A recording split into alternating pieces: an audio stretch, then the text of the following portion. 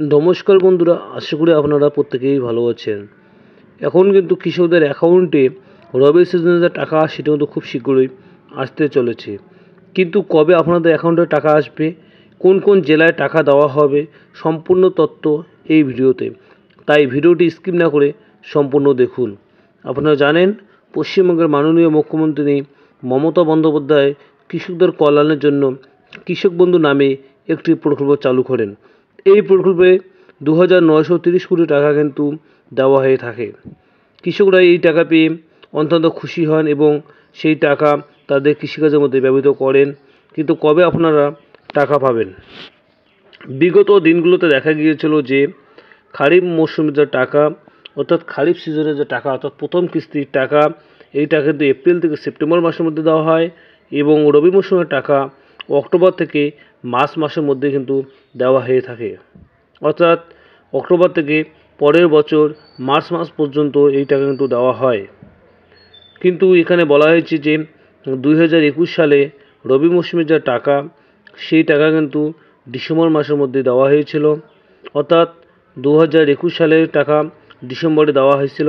2022 সালে রবি মৌসুমের টাকা 12ই ডিসেম্বর দেওয়া হয়েছিল।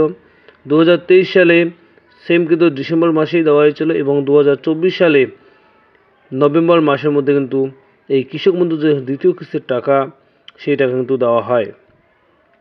অর্থাৎ আপনারা বুঝতেই পারলেন যে এই ডিসেম্বর মাসের মধ্যেই কিন্তু আপনাদের অ্যাকাউন্টে কৃষক বন্ধুর যে দ্বিতীয় কিস্তির টাকা, অর্থাৎ রবি সিজনের টাকা, সেই টাকা কিন্তু আসতে চলেছে।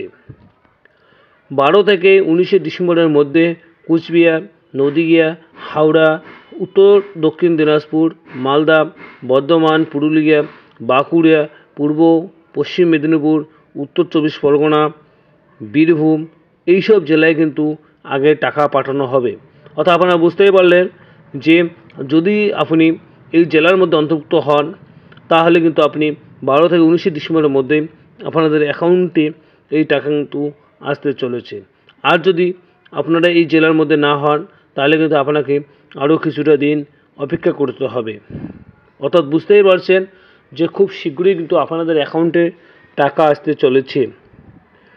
এই ভিডিওটি যদি আপনাদের ভালো লাগে, তাহলে অবশ্যই আপনাদের বন্ধুদের মধ্যে শেয়ার করে দেবেন এবং বেশি বেশি করে চ্যানেলটাকে সাবস্ক্রাইব করবেন এবং ফেসবুক থেকে দেখলে অবশ্যই ফলো বাটনটি অন করে দেবেন, যাতে প্রতিনিয়ত সবার প্রথমে আপনার কাছে ভিডিওটি পৌঁছায়।